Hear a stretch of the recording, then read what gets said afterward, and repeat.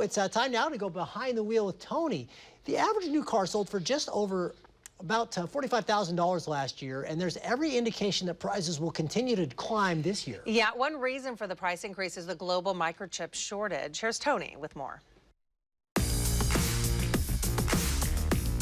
If you're wondering why the price of a new car has jumped over the last 2 years, car dealers have a theory. Absolutely, it was COVID.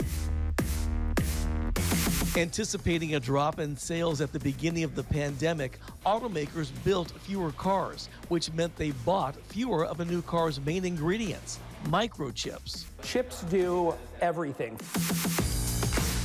But chip makers kept on producing and selling their chips. Production continued, but those chips were sold elsewhere. Like to companies making everything from gaming systems to video conferencing gear to Ring doorbells, all of which saw sales boom during the pandemic. I mean, we have smart light bulbs that have chips in them now. Well, now the demand for cars is back up, so automakers want to step up production.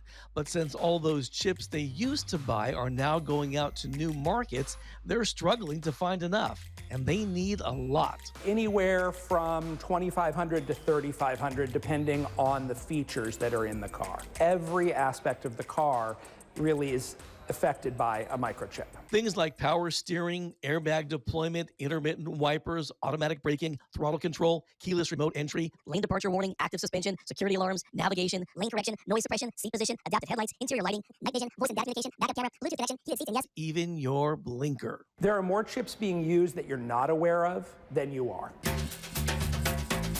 One reason you may not be aware of them is that microchips are so small you can barely see them. But even as tiny as this chip is, it still holds billions of even tinier transistors. Those are so small they're invisible to the naked eye. You couldn't see them if you tried. If you don't have as many chips, you can't produce as many cars. Consumers are still buying those cars. There just aren't as many available. So there it is, low supply plus high demand equals high prices. Now, if you'd prefer to drive a car with no microchips at all, you'll have to go back farther than 1968, because that was the year Volkswagen became the first automaker to use one. Tony Martinez, Fox 12 Oregon. So the reason there are so many chips in a car is because each one sort of does one thing.